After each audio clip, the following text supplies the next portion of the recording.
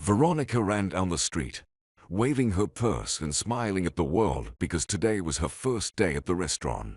She had been searching for this job for so long, and finally, luck was on her side. Even if she was just a dishwasher, there was nothing to be afraid of. Official employment meant she could take sick leave if her son got ill, and the stable salary was a relief for her nearly empty wallet. However, her excitement vanished the moment she crossed the restaurant's threshold. The contrast between the beautiful guest hall and the kitchen was enormous. A mountain of dirty dishes awaited her. The floor was grimy, greasy droplets clung to the tiled walls, and chefs and waiters hurried about. The noise and bustle completely disoriented her. She stood hesitantly in the doorway until a stern-looking manager noticed her and shouted, "Are you the new one? The dishwasher?" Veronica nodded, and the man said sternly, "Why are you so late? Starting tomorrow, work begins at 7 a.m. Don't stand around. Change quickly, and get to work. And no slacking off." She quickly made her way to the utility room, put on a stained apron, a cap, and long yellow gloves. From that moment, hell began. She spent entire days washing and scrubbing pots and pans until they sparkled and reloading the dishwasher. Her feet ached, and she was swollen.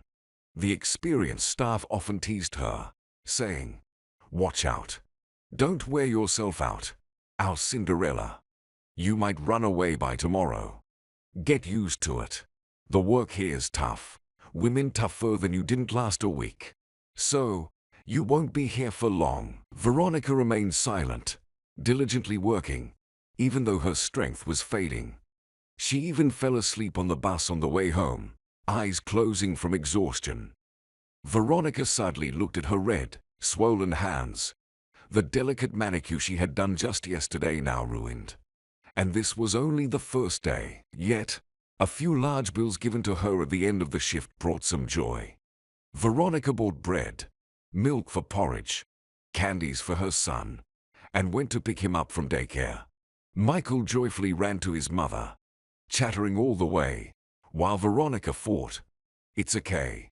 I need to get used to it. At least we won't be hungry, and we'll pay the rent on time, not always in debt. Life is tough. We have no one to rely on but ourselves." In the evening, after putting her son to bed and reading him a story, Veronica lay awake for a long time, trying to soothe the pain in her aching legs. Reflecting on her life, Veronica's childhood was far from happy. Raised by a single mother on a meager storekeeper's salary, they constantly scrimped and saved. She never had new toys or clothes. She always wore hand-me-downs, a constant source of humiliation. At school, her classmates mocked her, while others received phones, scooters, and skateboards for holidays. She got only chocolate and cheap souvenirs. And that silly name Veronica. She hated it. Why did her mother choose it? There was only one solace for her studies. Her outstanding memory made her stand out in class, earning her praise from teachers. However, her classmates only laughed, saying, "You're poor. Can't even afford lunch. No point in trying. University isn't in your future." Only her mother believed in her, assuring her, "Don't worry. I've started saving money little by little. By the time you graduate, I'll have a decent sum for your education. I want you to be happier than me." Veronica didn't attend the prom because she lacked a beautiful dress and didn't want to embarrass herself in front of classmates. Moreover, her mother fell ill. She coughed for a long time, thinking it was bronchitis, trying antibiotics and home remedies, but her condition worsened. She started eating poorly, always seemed tired, and had a persistent fever. When she finally went to the doctor and had an X-ray, the news was devastating. Veronica cried in secret, encouraging her mother. All the money she had saved for education went into treatments. Her mother underwent 3 rounds of chemotherapy, but her body couldn't endure. Her mother passed away. Veronica was shattered, unprepared for the harsh realities of adult and independent life. Dreams of university remained just dreams. She had to learn to survive on her own. That's when Adam crossed her path. Veronica helped him prepare for his diploma defense, and soon feelings developed between them. Adam wasn't wealthy either, so they searched for part-time jobs together, even taking odd jobs like wallpapering for extra cash. Although their dates were simple, usually at Veronica's home or in the park, she cherished every flower or inexpensive lipstick. She loved Adam sincerely and unconditionally. Adam, however, was frustrated with their impoverished life. He wanted to escape this routine and often complained, "I'm tired of all this. Once I get my diploma, what's next? Becoming some engineer at my dad's factory and counting every penny again. Can't I earn enough for a fancy car or a vacation on the Azure coast? I need to figure out a way to hit the jackpot. I won't bend my back like my parents until retirement." Veronica countered, "Darling, please don't be upset. There's nothing we can do. It's life. Everyone lives like this. Let's get married, have a baby, and raise it together. Isn't that true happiness? We love each other, and that's what matters the most." Adam shrugged it off. "I don't want any kids right now. Not everyone lives like this. You just haven't seen another life. On TV, they eat delicacies for breakfast and drive expensive cars. That's what I want. Rich relatives never left a couple of million as an inheritance." Veronica sighed. "Well, I don't have that. Just a grandfather in an old village, whom my mom never talked to for some reason. I've never even seen him. But I doubt he's a millionaire. Okay, dreamer, let's go to dinner." Veronica unexpectedly became pregnant, but the thought of an abortion never crossed her mind. For her and Adam, it was almost like starting a family, just needing the official stamp in their passports. However, Adam had a different opinion.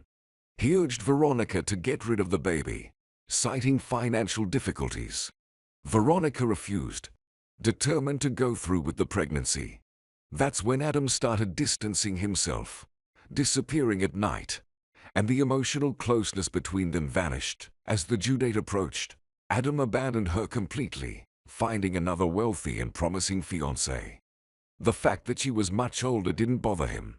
He was willing to bend over backward for her and her family, all for a life of affluence. He left money for Veronica's childbirth, but sternly stated, "I'll never acknowledge the child. It was your choice. I asked you to have an abortion. Our connection was a mistake, and it's a shame I realized it too late. I'll have a completely different life now, the one I always dreamed of. Forgive me and goodbye." Veronica cried and screamed. "But you don't love her. She's old, almost 50. Are money more important to you than love and our child? You're a monster." Adam didn't respond, slamming the door, leaving his former fiancée alone. Veronica went through extremely tough times and financial hardship. Exiting the maternity ward with her little one, she found herself facing the harsh realities of life alone. Money was scarce, and the child support barely covered food and utilities. Doing her best to get by, Veronica discovered a dusty piece of cotton fabric in the cupboard, retrieved an old sewing machine, and remembered what her mother had taught her about sewing. The young mom sewed onesies, diapers, swaddling blankets, and rompers to make ends meet. A helpful neighbor suggested money-saving tips like grating an apple instead of buying expensive baby puree or soaking cookies in milk, which kids also love. At the child health clinic, everyone wondered why she didn't use diapers, considering how convenient they were for both saving on laundry and ensuring the baby slept better. Veronica replied, "I'm against diapers. They're harmful." In reality, she couldn't afford to spend money on diapers. They were just too expensive. Catherine, who knew Veronica since childhood, sympathized with her and helped whenever she could. Sometimes bringing pastries, other times sharing vegetables from her garden. She even looked after Michael while Veronica sought any kind of part-time work. Michael was a joy, showing remarkable development for his age. By his 10th month, He confidently took steps, and by the age of 1, he could eat with a spoon and express his need to use the toilet. When Michael turned 1.5, Veronica had to enroll him in daycare and start looking for a job. Fortunately, luck was on her side as the restaurant owner took pity on the young mother and hired her as a dishwasher. Veronica knew she couldn't afford to lose this job, especially with a small child. She endured everything, ensuring her son lacked nothing. With autumn approaching, warm clothing and new shoes were essential for the little one. Veronica didn't think about herself, considering she hadn't recovered much after childbirth, still wearing the same clothes as many years ago. Initially, colleagues ridiculed her out of fashion. No makeup, a small child, and no husband. But when the kitchen sparkled with cleanliness, and the polished dishes shone, everyone respected her. Rumors even reached the director that the newcomer was a cleaning wizard. Bernard, however, found Veronica's face oddly familiar. Unable to recall where he might have seen her before, the director decided to praise Veronica, saying, "Veronica, I'm pleased with your work. You're a professional. I want to add a small bonus to your salary for your efforts. Keep it up." The young woman blushed, thanked him, and went back to diligently scrubbing a large pilaf cauldron. The administrator, Caleb, was less impressed. He commented, "Don't overpraise her. Let's see how she continues to work. After all, she has a small child. If he falls ill, we might need to find a new employee." Caleb was universally disliked, and he reciprocated, keeping the staff in fear, withholding tips, and often failing to pay bonuses. Veronica's life became somewhat easier, despite the exhaustion. Catherine, always willing to babysit when the daycare had a quarantine or Michael was unwell, was a great help to the young mom. Veronica didn't have to take sick leave. One day, over dinner, Bernard shared with his wife, "Janet, you know, a single mother with a little child approached me for a job at the restaurant.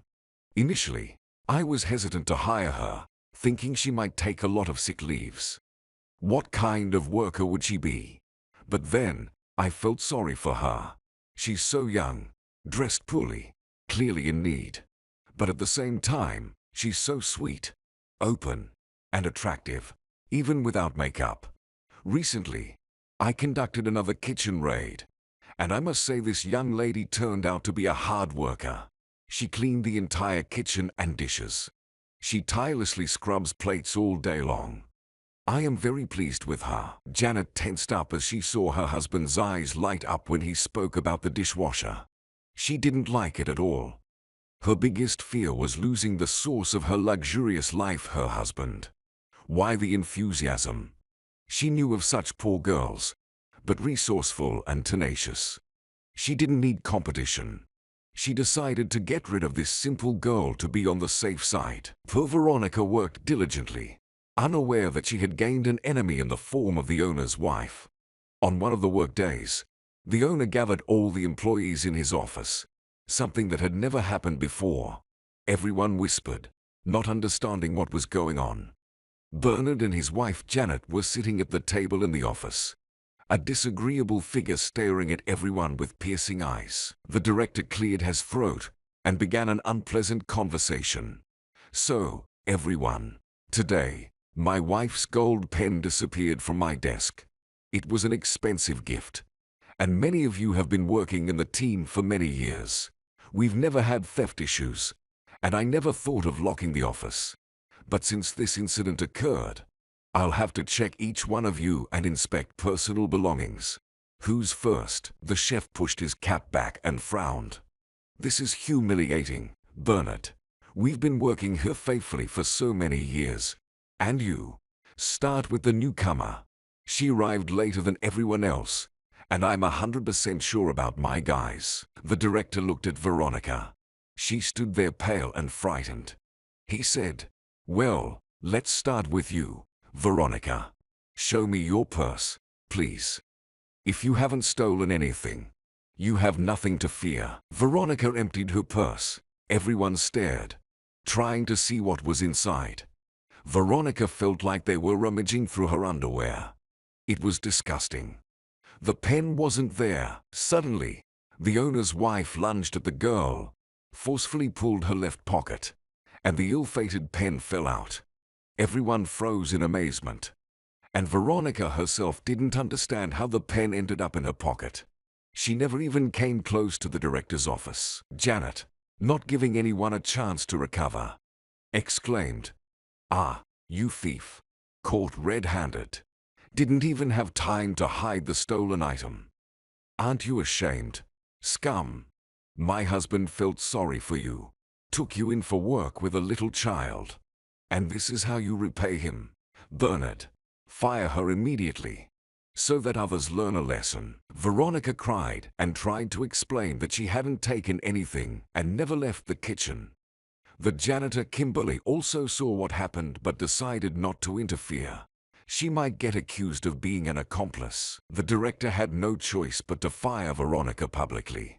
She collected her payment, crying, and left. Janet continued to pour dirt on the thief. Veronica didn't know what to do. She lost her job. Once again, she and Michael were left without money. Moreover, she felt like she had been dragged through the mud, and she was innocent. The next morning, Michael woke up undisturbed. No one took him to daycare, forced him to brush his teeth or put on annoying tights. The little boy rubbed his eyes in surprise, clapped his bare feet, and went to find his mom. She was lying on the bed, crying. The worried boy asked, "Mom, are you crying? Did someone hurt you? Then I'll grab a sword and protect you. Aren't we going to daycare?" The little one had a severe speech impediment, and Veronica, amidst tears, laughed, hugged the toddler, pressed him to herself, and said, "You're my little defender. Thank you. We're not going to daycare today or tomorrow. It's the weekend. So, let's go wash up and cook some porridge." Michael shouted, "Hooray!"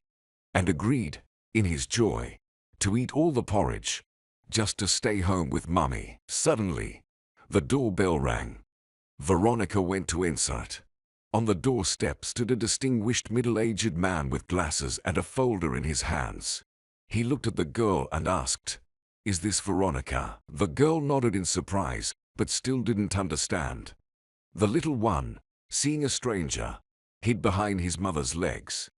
The man walked into the hallway, opened the folder, and said, "My name is Clinton. I'm a notary. Your grandfather, Derek, made a will before his death, stating that upon his demise, his house would be transferred to you. Here are all the real estate documents. Congratulations, you are now its rightful owner." Veronica was dumbfounded. "Grandpa has been dead for a long time. I didn't even know anything. My mom didn't communicate with him, and I don't know why. I never even saw him. Where is he buried? Do you know?" The notary replied, "Your grandfather passed away almost 6 months ago. We were looking for you for a long time. He gave us a completely different address, and he's buried in the city cemetery. Well, I must go. I have a lot of work. Goodbye." The woman held the documents in her hands and thought about how callous she was. She was already an adult and could have found out exactly where her grandfather lived, kept in touch, helped. After all, he was an old man, a kindred spirit. But she never thought of it. However, her grandfather seemed to know about his granddaughter, given that he transferred the house to her. It felt awkward. She would have to visit, at least to go to the cemetery, say thanks, and repent. Veronica checked the route on the internet. It wasn't far, only a 40-minute drive. She spent the whole day with her son, and, in the evening, took him to the neighbor Catherine, told her everything, and asked, "Can Michael stay overnight with you? I want to go, take a look at my inheritance, but I don't want to drag my son there for the first time. What if the house is in ruins? How can I spend the night with a child there? Keep an eye on him. I'll be back tomorrow. I'll pick up my son right away." Catherine gladly took care of the little one. She enjoyed playing with him. Veronica started to get ready. As a precaution, she took a thermos of coffee, sandwiches, a flashlight, and even a folding knife just in case. After all, she didn't know exactly where she was going. The girl worked for a whole hour to reach the house, which turned out to be on the outskirts, near the forest. She looked around. The house was sturdy, large, made of oak. It would stand for another 100 years. Only the yard was overgrown, and the shutters were boarded up. She pushed the gate, and it opened. Veronica entered the yard and was astonished. There was clearly a well-trodden path. The grass was flattened, and the lock was new and modern, unlikely something her grandfather would install. She thought, strange. If Grandpa died 6 months ago, then who is living here now? It feels quite unsettling. She circled the house from the other side and found another entrance. Although it was clearly abandoned, the door's hinges were completely rusted. The girl found something resembling a poker and leveraged the rusty hinges. After about 10 minutes of effort, she managed to open the door. Veronica stepped inside and turned on the flashlight. Goosebumps ran down her spine again. The house seemed walked in, and the footprints were quite fresh. The mud had almost dried. They led to the basement. Suddenly, muffled moans and some commotion came from there. The girl got scared. Her legs turned weak, and her heart pounded. But curiosity overcame fear. She cautiously approached and pushed aside the heavy trapdoor. She called out, "Hey, who's there?" From below, there came an immediate response. "Help! Save me! Please! They kidnapped me! Get me out of here!" Veronica climbed down a fragile staircase. On the dirty floor, amidst cobwebs and dust, lay a man. He was beaten. Blood had dried, and he was firmly tied to a sturdy shelf. The girl even screamed, "Oh my God! Who did this to you? Hang on! I have a knife. I'll try to free you now." She started cutting the ropes, struggled for a long time, but she managed to free the man. However, the most challenging part was lifting the exhausted man upstairs, as he could barely climb the steps. Veronica helped him as much as she could, and finally, they made it upstairs. She laid the stranger on the couch and collapsed next to him, unable to move, catching her breath. Then she handed the captive a water bottle. He drank eagerly, licking his cracked lips. Meanwhile, she called for an ambulance and the police. She saw that the man's condition was critical, with a deep head wound. He was on the verge of losing consciousness. Besides, there was the fear of the criminals returning. She definitely couldn't handle them alone. Meanwhile, the man was eating a sandwich and telling his story. "My name is Edward. I run a small clothing business, a profitable one if managed wisely. My best friend, Gregory, tried to kill me. I trusted him a lot, never expected this from him. He brought me here, beat me severely, demanded that I transfer the company to him. But I spat in his face. That's when he went berserk, hit me on the head several times with a stone, and I don't remember anything else. Regained consciousness, tied up, unable to move. I thought it was the end for me. I was ready to die, reciting prayers as I know them, asking the Lord for a swift death. I understood that no one would look for me here. The house must have been abandoned for a long time. I don't know how long I lay there, then heard footsteps, started calling for help, but the scream remained stuck in my throat. I had no strength. Luckily, you heard my moans. Thank you, you're my guardian angel. What's your name?" Veronica introduced herself, and Edward took a sip of coffee. Suddenly, he turned pale, felt nauseous, and lost consciousness. Panicking, Veronica searched the house for a first aid kit and smelling salts, but the ambulance arrived just in time, followed by the police. The medics provided initial care and rushed the victim to the hospital. Veronica went to the police station, telling them everything she knew. She returned to town until the kidnappers were found and all evidence was gathered in that house. She also planned to visit Edward in the hospital the next day. The following day, Veronica cooked soup, bought groceries, and went to visit the rescued businessman.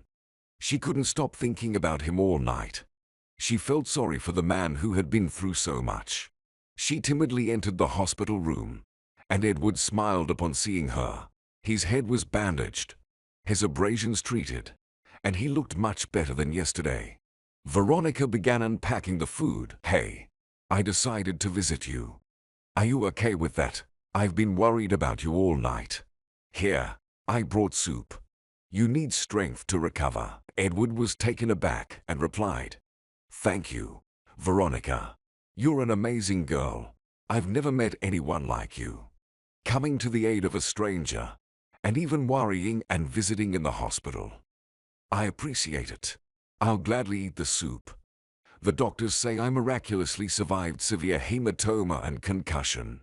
They won't let me get up yet, but after the procedures and IVs, I feel better. Can you give me your phone? I really need to call work, my supervisor, please." Edward talked for a long time, gave instructions, recounted what had happened to him, and tried to find out Gregory's whereabouts. His supervisor told him that Gregory had been acting like the boss in the last week, claiming that the director had gone abroad permanently and entrusted the company to him. Many employees were skeptical, waiting to see how it would end. Now the truth had come out, and Edward hoped that the authorities would catch the criminal soon. After the conversation, Edward had his meal, and he and Veronica chatted for a long time.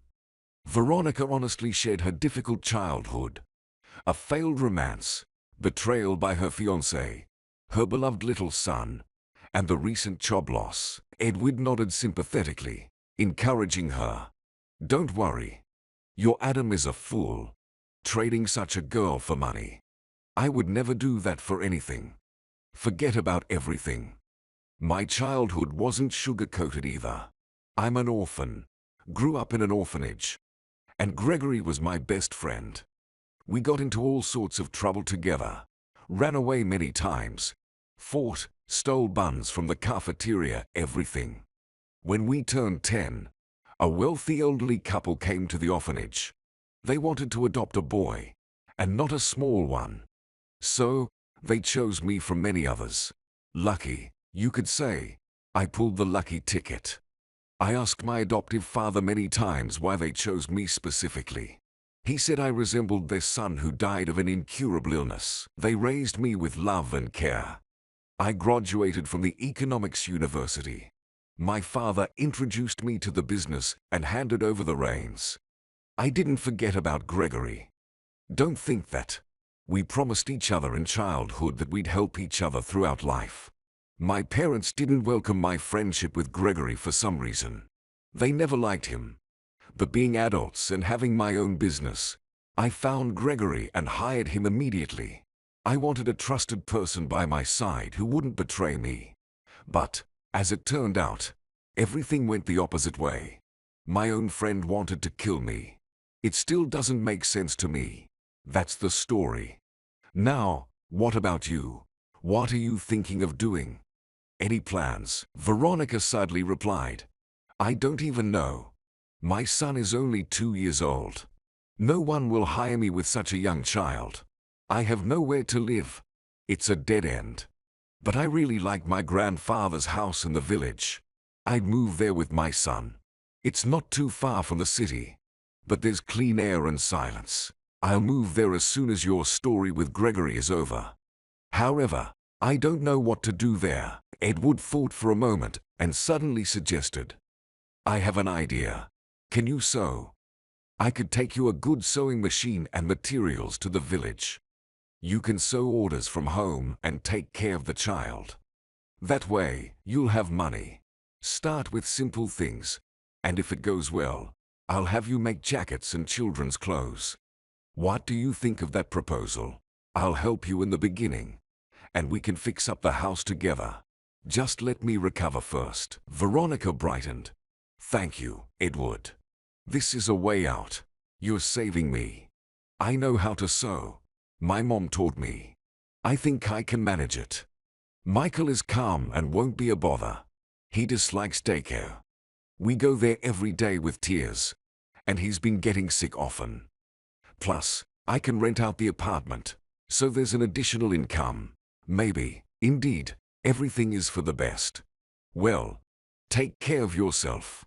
I'll go then, and we'll start moving slowly with my son. Can I come by tomorrow? Edward gently took her hand and said softly, "You know, Veronica, you're amazing. You don't give up. You love your son, and you strive for him. You saved me, and I sincerely want to thank you, help you settle into this life. Believe me, all the troubles are behind us. Everything will work out. Come tomorrow with your little one. I want to see him. Get acquainted. I love children." Thanks to the unexpected inheritance and meeting with Edward, Veronica's life did start to change gradually for the better. She cleaned up the house and moved there with her son. The living conditions were ideal. A vast supply of firewood, a well with water, a solid stove, and furniture, albeit old-fashioned, but sturdy and very comfortable. Apparently, Grandpa was a thrifty owner. Michael enjoyed the village, running around the yard, indulging in raspberries and sweet apples, eating better, and sleeping soundly. Veronica quickly connected with the neighbors. They were delighted that the house was no longer vacant and helped the woman in the initial stages. Laura, a neighbor, even shared many interesting stories about Grandpa and their family. Derek was known throughout the village. He was a strong man, a master who worked in the fields until he was 70. His wife, Margaret, died early, and he raised his daughter, Maria, your mom, on his own. He cherished hopes that she would live here in the village, get married, and have children. She had a suitor, a local guy named Ernest. But everything turned out differently. After school, Maria planned to go to the city, claiming there was nothing to do here. She wasn't in a hurry to get married either. She wanted to make a name for herself among people. She had a serious quarrel with her father back then. He shouted that if she returned pregnant, he wouldn't let her in. Maria disappeared for about a year, and when she returned, rumors circulated that she was pregnant without a husband. She hoped her father would forgive her, accept her back home. But Derek didn't forgive. He kicked her out, thinking she disgraced him in the eyes of the whole region. We haven't seen Maria in the village since then. Derek became grim and reclusive, but he knew his business, took care of the house, and did repairs. We all wondered, why, for whom? And he always replied sharply, "None of your business. It's for my granddaughter." But he never communicated with his daughter until the very end. He died alone, a thrombus detached. We all escorted him on his final journey, thinking maybe some relatives would come to the funeral. It didn't happen as expected. Veronica listened and cried. She felt so ashamed. Now it was clear why her mom categorically avoided any conversation about Grandpa and never communicated with him. "I'm sorry. I didn't know anything and never saw Grandpa. And Mom didn't like these talks, kept everything secret. Where is Grandpa buried? Will you show me? I want to repent and apologize for everything." They went with the neighbor to the local cemetery. Veronica tidied up her grandfather's grave, painted the fence, pulled out weeds, and planted flowers, many of which grew in his yard. Apparently, Grandpa loved those flowers a lot. The granddaughter cried at her grandfather's grave, asking for forgiveness for not visiting, for not being at the funeral. Laura comforted her, saying, "Enough of that. It's an old story. Derek up there is probably delighted that you are now living in his house with his great-grandson. It was his cherished dream. I think he regretted many times treating his daughter so harshly. But he had a tough character and couldn't bring himself to ask for forgiveness." Veronica slowly settled in. She and her son got a puppy, and the little one happily played with it, scratching it behind the ears, and the puppy joyfully whimpered. Edward recovered and began visiting them frequently. As promised, he set up a workspace for Veronica, brought a sewing machine and materials, and explained what to do. The girl was very nervous when she sewed her first order, wondering if Edward would like it, if she could handle it. Surprisingly, things went well, and soon Veronica received her first payment. Her happiness knew no bounds. Her son behaved well, didn't disturb her while working, mostly played in the yard with the dog, and Laura kept an eye on him. Understanding that the young mother needed to earn a living, she pitied Veronica and often said, "You've exactly repeated your mother's fate. It must be tough raising a child alone. Well, look, there's a suitor who visits you, prominent and decent. Maybe you'll get along with him, and you'll have a family." Veronica just laughed. "Come on, Laura. He's just my friend, Edward. I saved him first, and now he's helping me, that's all. I'm not what he needs with another person's child." But the woman shook her head. "I've lived a long life, and I know for sure he wouldn't bother with you just like that if he didn't like you. He's fallen for you, I'm sure. And the child. Real men don't mind other people's kids, but fools find even their own a burden. So, take a closer look at the suitor." Veronica pondered over the woman's words and started looking at Edward in a completely different way. After all, he often visited them, not only for work, happily interacted with Michael, brought him toys and treats. And he looked at her for a long time, intently and somewhat sadly. In reality, Edward also liked Veronica, but she was convinced that she wasn't what he needed with someone else's child. After all, Adam ran away from his own child, and here, raising someone else's. Today, Edward arrived very late. Michael had long been asleep. Veronica was finishing sewing a set of bed linen and getting ready to go to bed, so she was very surprised by his visit. She invited him into the house, started bustling around in the kitchen. "You're so late today, and you look very upset. What happened? Would you like to eat? I have chicken soup." Edward silently laid a bottle of brandy, a lemon, sausages, cheese, and fruits on the table. Then he said softly, "Will you have a drink with me? Please. I really need it right now. It's been a tough day. They put Gregory in prison, and I met with him today. You can't imagine how bad I feel right now." Veronica understood everything, silently brought glasses, sliced the food, poured drinks, and they drank, nibbling on lemons. Edward sighed and began to tell his story. "I asked him honestly, why did he betray me? What did I do to offend him? I genuinely didn't understand. Everything was fine. We didn't even argue. And you know what he told me? I can't even repeat it. It turns out, Gregory envied me since childhood, even from the orphanage. And when I was chosen by adoptive parents instead of him, he harbored resentment against me. Can you imagine that? But how am I to blame for that? Envy ate him up inside. That I lived in wealth while he languished in the orphanage.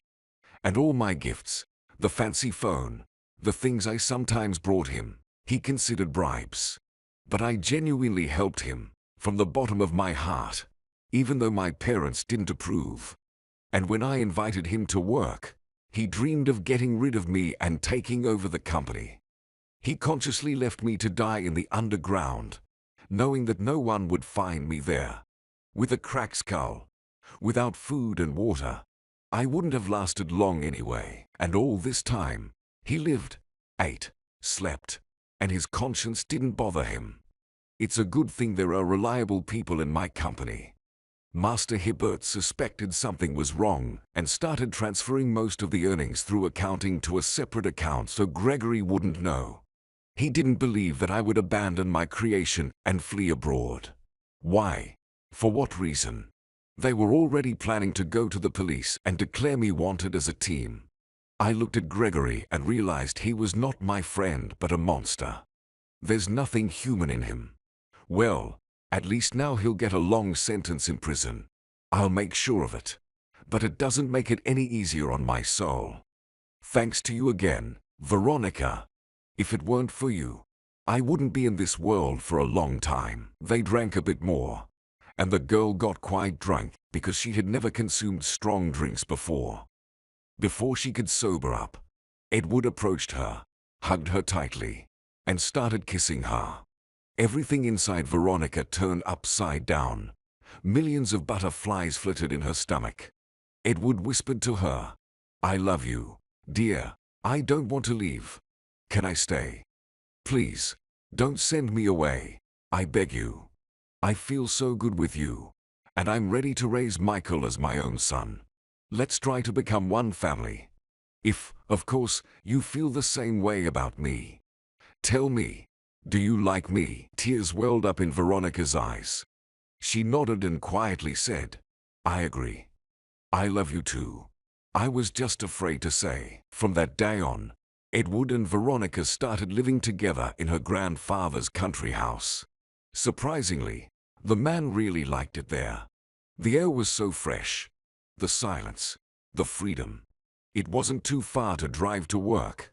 And in the evenings, they now went fishing together or just sat by the river. And they were absolutely happy. It was an ordinary weekend. The family was having breakfast in the kitchen. Michael now tried to mimic Edward in everything and ate oatmeal without extra persuasion. Veronica drank coffee with a sandwich and admired her beloved men. Suddenly, someone knocked on the gate. The sound of a car was heard from behind the yard. The surprised girl went to open it. She was simply stunned when she saw Bernard, the restaurant director, on the doorstep. The man held a bouquet of flowers and a huge cake, shifted from foot to foot, exhaled, and began, "Good morning, Veronica. You've traveled quite far. I barely found you. I came to ask for your forgiveness. I admit I didn't understand the situation back then and fired you for no reason. Embarrassed you. Forgive me. You're not guilty of anything." He handed her the bouquet and cake. She gestured for him to come in, seated him in the kitchen, poured aromatic tea, and replied, "I'm glad everything got cleared up, Bernard. But how did you find out the truth? I'm very curious. Your wife yelled in my face that I was a thief. I barely survived that disgrace. By the way, meet my fiancé Edward. And this is my son Michael." Bernard introduced himself as well and began to explain. "After your dismissal, I couldn't believe that you stole that pen. Then the cleaner approached me and whispered that she saw my wife Janet throw the pen to you, but she was afraid to say it out loud during the scandal. So, I decided to review the surveillance camera footage. And indeed, that's what happened. It's clearly seen that Janet took my pen in my office and put it in your apron during lunch while you were at the store. I just couldn't believe it and had a confrontation at home. Janet admitted everything. The worst part is that she didn't regret it at all. Silly woman. She was jealous of you to me, not understanding that you're suitable for me as a daughter. I decided to correct my mistake because you suffered for no reason. I hired detectives to find out where you live. And here I am. I deeply apologize. Forgive me, Veronica. If you want to come back, I'd be delighted. No one worked as diligently as you did." The girl smiled and replied, "No, thank you. Now I have a job I love, and it brings me joy. So, everything that happens is for the best. But still, thank you for coming in person and apologizing. Now I feel relieved. Not every director can admit their mistakes." The conversation seemed to be over, but the director still didn't leave. He kept staring intently at the girl, as if hesitating to say something more. Veronica asked directly, "You're looking at me so strangely. It's making me uncomfortable. Come on, say it already. Don't hold back." The man took a sip of tea and gathered the courage to say, "Yes, that's not all. And it's not even the most important reason I came here. It turns out, your mom is my first love. We had a passionate romance in our youth. We even wanted to get married. You see, Veronica, you're my biological daughter. Is it really true?" The girl said, "Oh, really? Very interesting. And where have you been all these years, Daddy? Why didn't you help Didn't communicate. Why did you leave Mom? What do you want now? Do you think I'll run into your arms?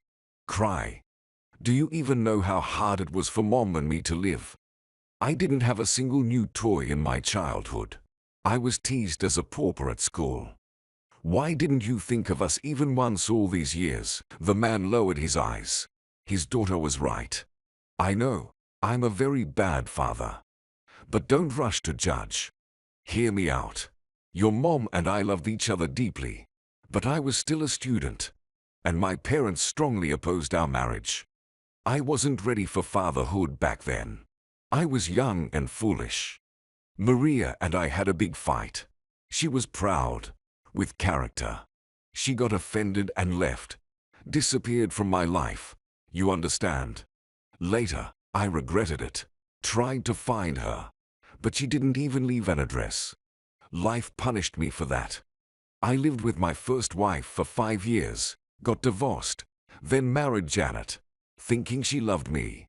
But it turned out she was only interested in my money. Detectives found out that she had a lover for a long time. We've already divorced, and God never gave me any children, although I dreamed so much about them.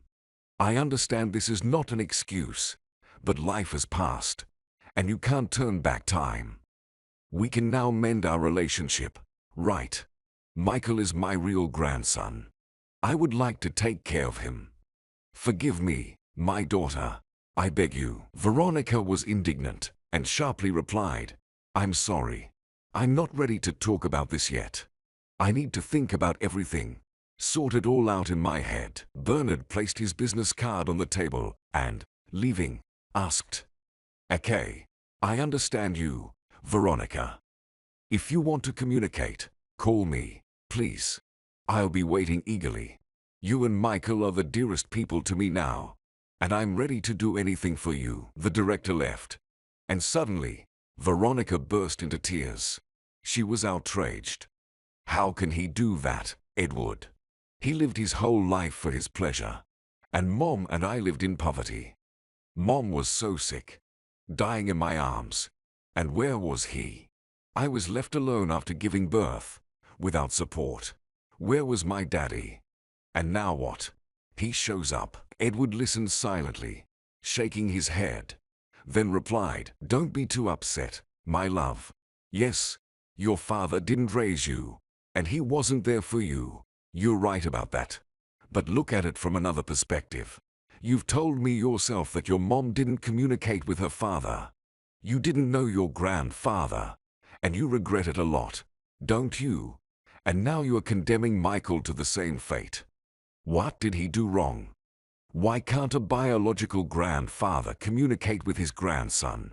Tell me. I'm an orphan myself, raised by foster parents, and I'm grateful to them. But believe me, if my biological mother or father found me now and repented, I would forgive them everything, just to hug a relative. Your father will answer for his sins himself. There's no need to judge him. Try to find the strength within you to forgive childhood grievances. It will make you feel better. Give your father a second chance. Everyone deserves one. Bernard seemed very sincere. A decent man, in my opinion. But, of course, the decision is yours. For a whole week, Veronica struggled with her thoughts. She repeatedly recalled her childhood, her beloved mom, looked at Michael, and the sad eyes of her father, and his words of repentance kept resurfacing. Eventually, she gathered the courage to call him. Hello, Dad, I've been thinking, and who will benefit if we don't communicate? In short, come visit us. Michael and I are looking forward to seeing you. The man, with a trembling voice, replied, Thank you, sweetheart. I've been waiting for your call. Wait, I'm on my way. Veronica was very nervous. She and Edward prepared a delicious dinner and spoke to Michael, saying, Michael, your grandpa will be here soon. He searched for us for a long time and wants to be friends with you. The little one was thrilled and took his place at the gate, eagerly awaiting the guest. Finally, the long-awaited car pulled up. Bernard saw the child and broke into a smile. He immediately reached into a bag, pulling out a large radio-controlled car, handing it to his grandson. "Hello, Michael. I'm your grandpa. Here to visit you. This is a gift from me to you. So, shall we be friends?" He extended his hands to the child, who, smiling, walked towards him. The man embraced the child so tenderly, kissed his cheek, and whispered, "What a blessing to have you now, Michael." Veronica came forward to greet him, smiling warmly. Suppressing her emotions, she embraced her father first and whispered quietly, "Well, hello, Daddy. Let's go inside. Everything is ready. We'll have dinner and get to know each other again." Together, they had a heartfelt time, talking a lot. Bernard bonded with his grandson, and Edward, Veronica, and Bernard went through family photos, shedding tears together as they reminisced about Mom. Veronica's heart truly felt lighter, and she was glad that her father had found them. After all, blood ties should be together. From that day on, the lives of all our characters changed significantly.